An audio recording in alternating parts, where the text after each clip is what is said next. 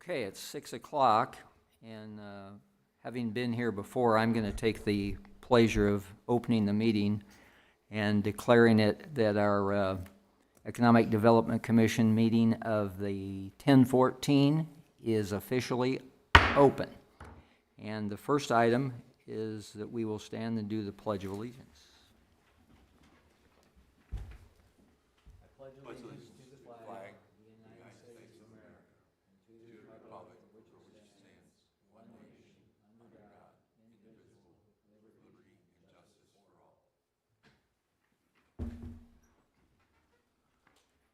Okay, welcome everyone, and to my fellow commissioners, when you want to speak, just make sure, Clark, that your mic is on. So our official duty this evening is to elect officers of our commission. Okay, I make a motion to elect Chuck Lehman as president of the Westfield Economic Development Commission. All right, is there a second? All right, there's a motion and a second. All in favor? Aye. Aye. Okay, that's taken care of. We also need a secretary. If willing to serve, I'll nominate Joe Plankus, experienced man. I second. Okay. All right, all in favor? Aye. Aye. All right, Mr. Plankus is formerly our secretary. Thank you, Chuck. Are those the only two offices that we need? Is that right? I believe so, correct? Yeah. Okay, moving on to our agenda. Our first item of real business is we need to review and consider the minutes from a previous meeting. And as we look, it's dated a few months ago. It's actually dated from August 21st of 2023. So it has been a bit of time.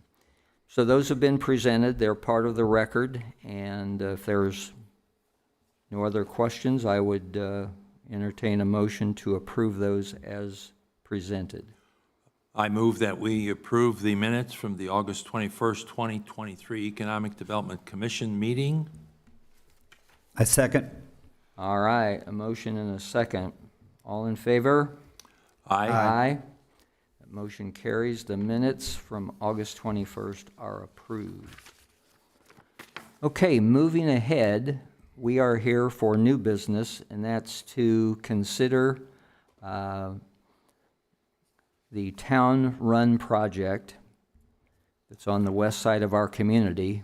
And I think for an introduction, we are scheduled for a public hearing, which we will have. First, do we need to have an introduction, or anybody would like to give us an overview of the project? Mr. President, thank you very much. I'm Janelle Fairman. I'm the Director of Economic Development and the Executive Director of the Redevelopment Commission. Thank you all for being here tonight and for joining our Economic Development Commission. Appreciate all of you taking your time to dedicate towards the city. We have Dustin Meeks here from Barnes & Thornburg, who represents council putting together the bond ordinance and all the financing agreements. And I would invite him to come up and kind of outline the general process of what we're approving tonight and give you an opportunity to ask him any questions before we start the public hearing. Thank you, Janelle, and good evening, commissioners. As Janelle kind of briefly mentioned, what is going to be proposed to the City Council this evening is a bond ordinance authorizing bonds of the City of Westfield to finance economic development facilities.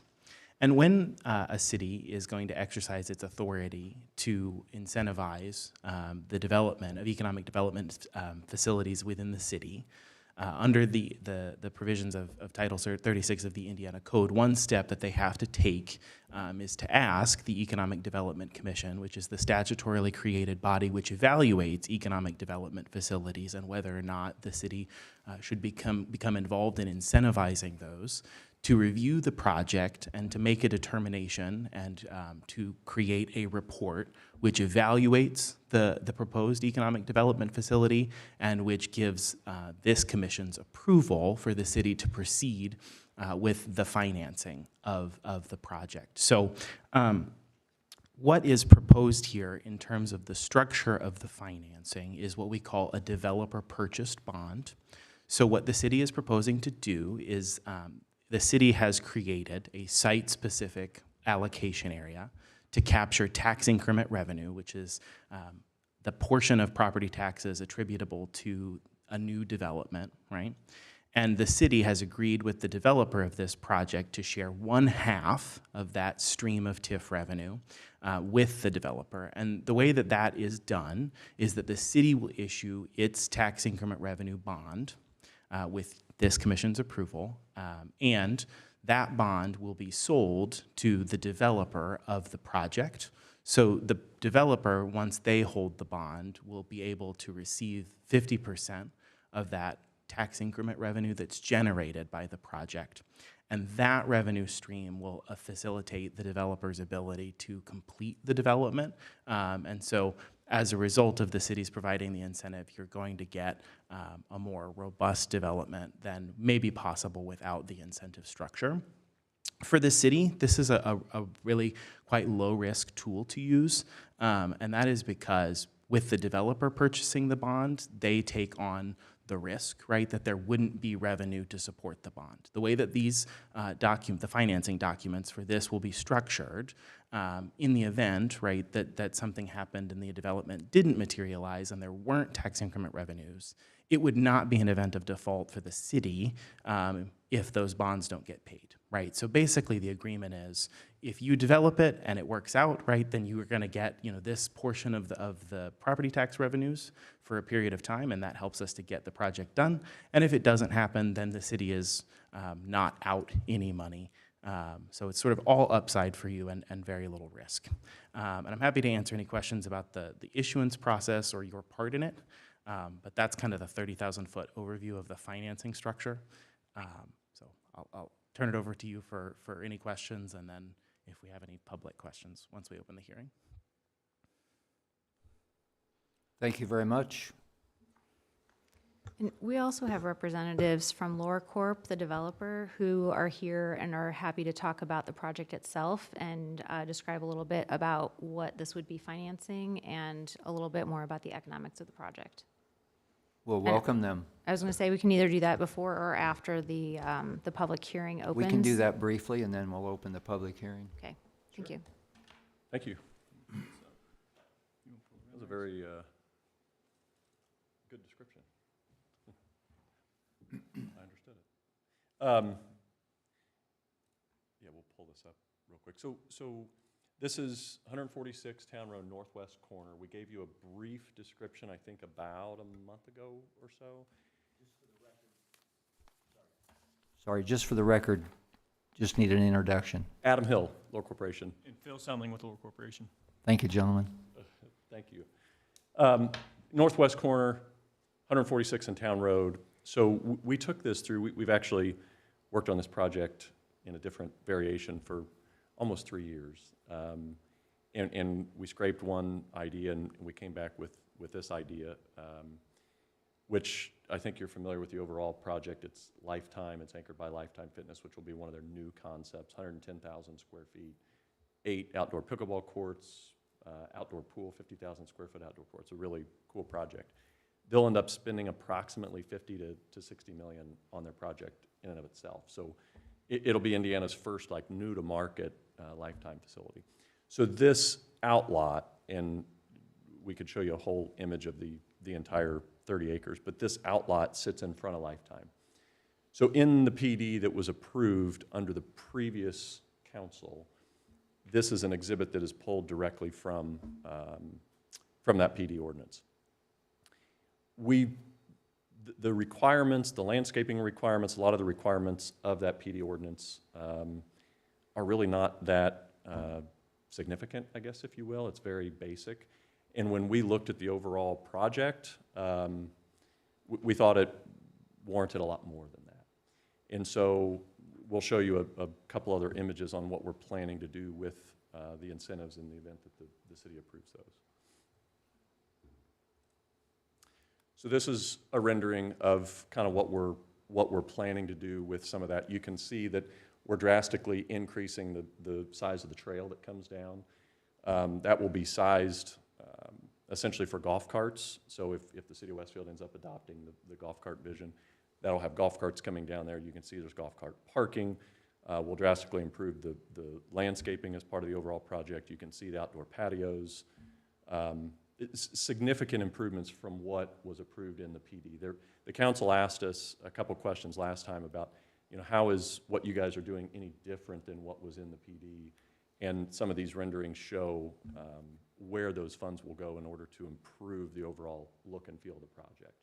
When we look at what Lifetime's doing and the amount of money we're spending, and we look at the architecture of our building, which you'll see, it just warranted much more than just the basic, simple landscaping. With a $60 million project, what our goal is to make sure the landscaping, the trails, and everything kind of match that same aesthetic quality throughout.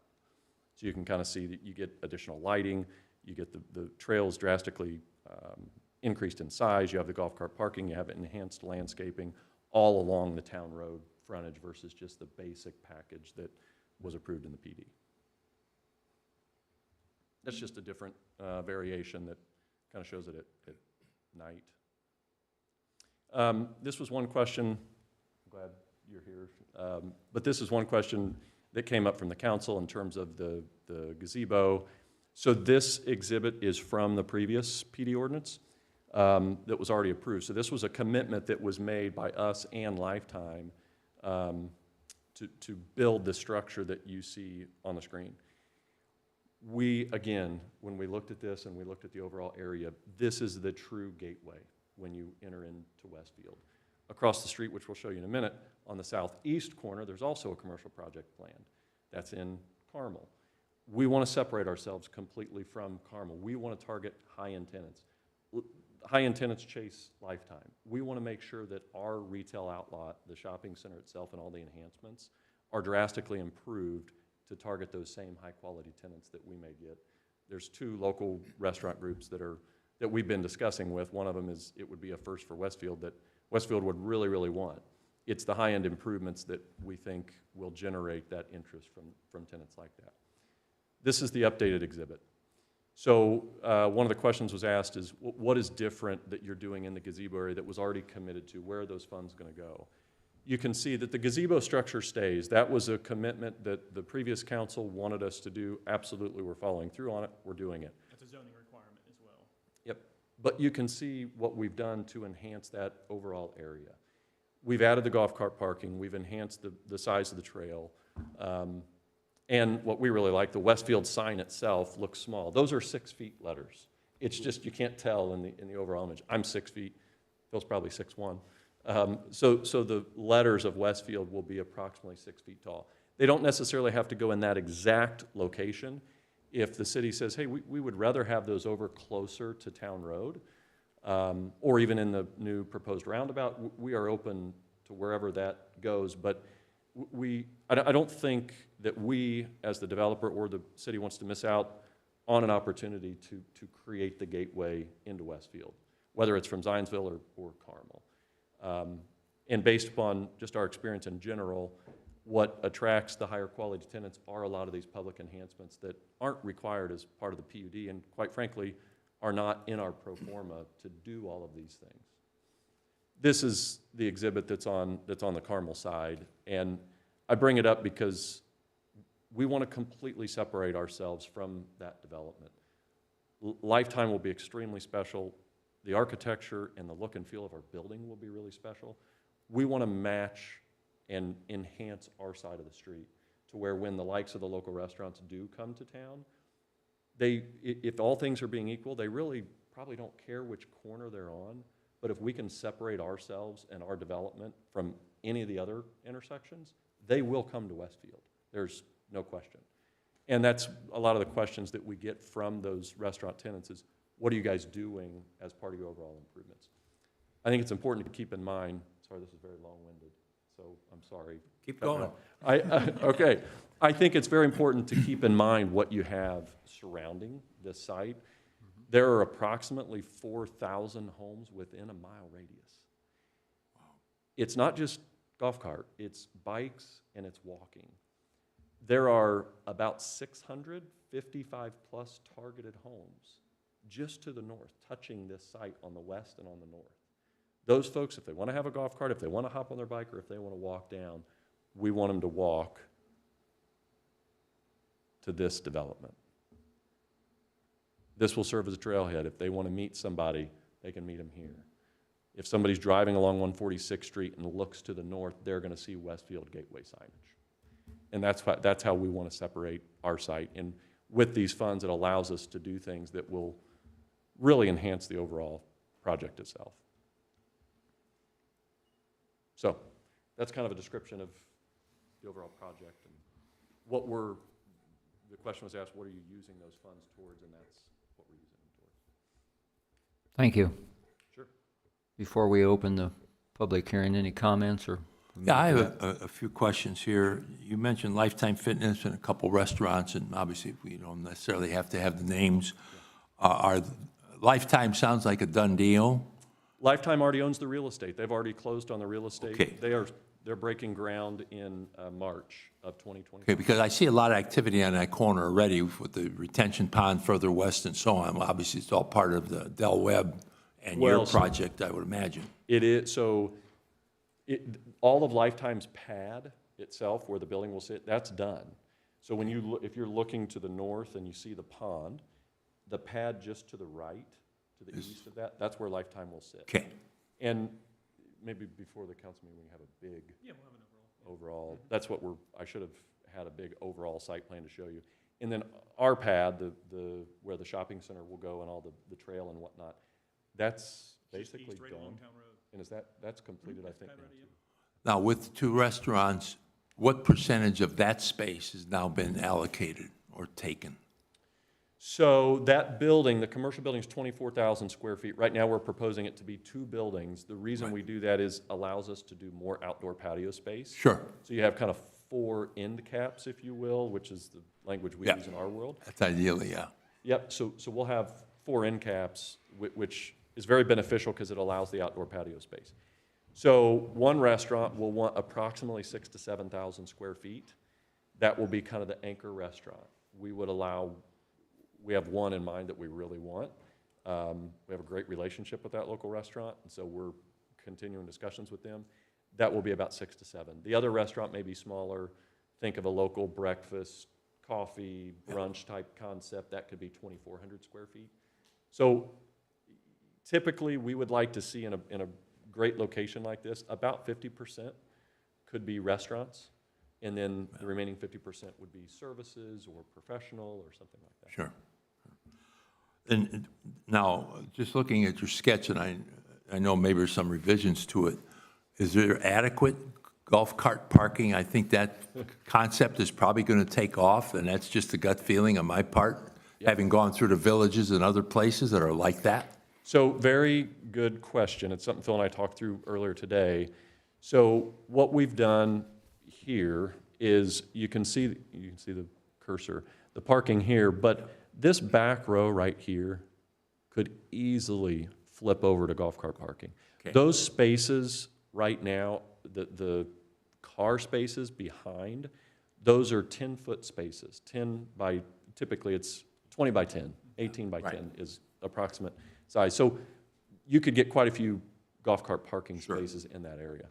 There's another area that's not on this, but it's over here a little bit further west that could be converted as well in the event the demand is there. Right.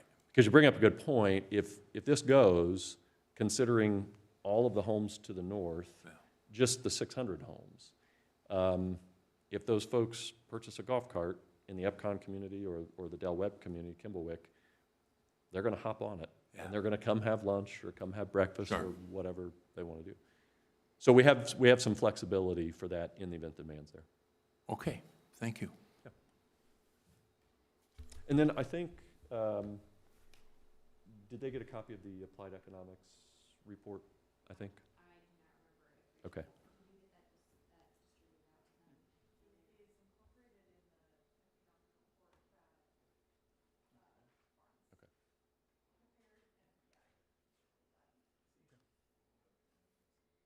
Yeah, if you want to go through, Is that, sorry, is that in one of these attachments here? Or is that separate?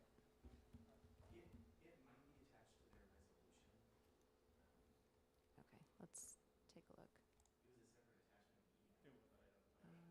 Probably not. I don't think it's part of ours.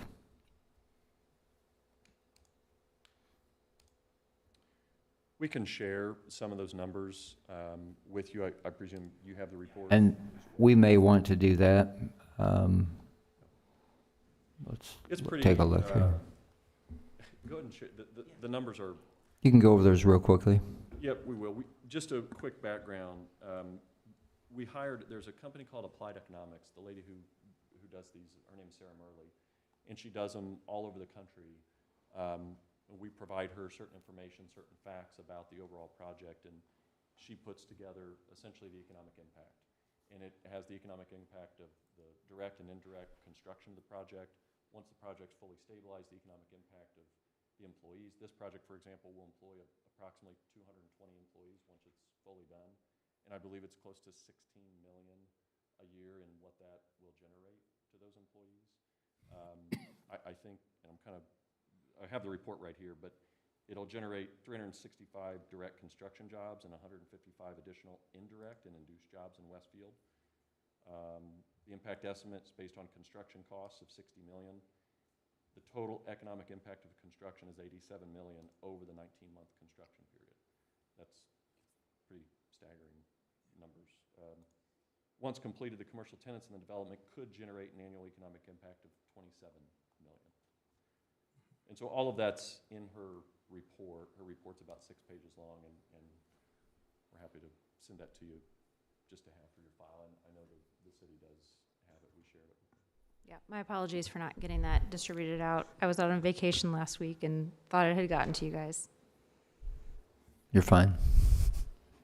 And specifically, your report recites the payroll numbers for the jobs, both during the construction period and then during the period of operation. So, which is a smaller number than Right. total economic impact, but you're talking about just over $36 million in construction wages, and then $5.5 million in direct payroll, just payroll for employees in the development, that 220 employee number. Thank you. Clark, you had a comment? I was just gonna, I know there was an original, I think you said this has been going on for, this plan has been, I did some research and went back and found a couple of the old ones that had been presented. Just want to make, as that has come to fruition with the, I believe EPCON is going to still develop that, the community to the north. Just are the look and feel of the commercial space and the attached community, is there going to be good flow between the two of those? And, you know, making sure that we're not going, I love the look, but making sure we're not going from a nice luxury commercial development into a, you know, maybe something that has a lesser, you know, feel, just making sure that the corner has kind of the same look and feel throughout. Very good question, and the Plan Commission, there's somebody here, feel free to chime in, but the Plan Commission, when we went through this before, they required a lot of additional improvements in front of the EPCON development along Town Road, where the improvements south of that on the commercial project were not nearly as strict. So actually, a lot of what we're proposing to do matches up more in line with what they're doing in front of the townhomes as part of the EPCON project. Okay. It was also important when they talked about the look and feel of the structures themselves. They won't have, they won't be perfectly, like they won't match perfectly, and I think that's part of design, is to complement but not match especially when you go from residential to commercial, but they will complement each other throughout. And that's important for us because we don't want something just to the north of us that doesn't match the same quality, because from a tenant standpoint, they start talking about that stuff. So it needs to flow. Okay, thank you. And one of the main purposes tonight is the public hearing. So let's move to that, and I will open a public hearing at 6:25. Does anyone in attendance like to speak to this project? Hearing, seeing none, I do believe that we are online. Is that correct? Chris, Mr. IT? Pretty simple. Okay, hearing and seeing none, no public comments, I will close the public hearing at 6:26. So we are ready, commission members, to consider resolution 01-2024. I move we approve resolution number 01-2024. I second. Properly motioned and second. All those in favor? Unanimous. Thank you. Okay, let's move ahead, and there is past that, but there's a form, I believe, a bonding ordinance that we need to also consider. I don't see a number on that within what I downloaded. Maybe Janelle can answer, or Ryan. Do we put a number on that, or has that been officially numbered for us? So the EDC's approval tonight is just that resolution. Oh, good. The ordinance is an attachment to your resolution. So your resolution approves the city council's ordinance, as well as a couple of documents that are instrumental to the financing. So that is the city council's, not yours. And that's why it's not numbered. So that leads me to believe that we have concluded our business. Yes. Is there anything else that needs to come before this commission tonight? I'm not aware of anything. No further business. All right, with that, I would accept a Move that we adjourn the meeting of the Westfield Economic Development Commission. Is there a second? Second. All in favor? Aye. Aye. We're adjourned.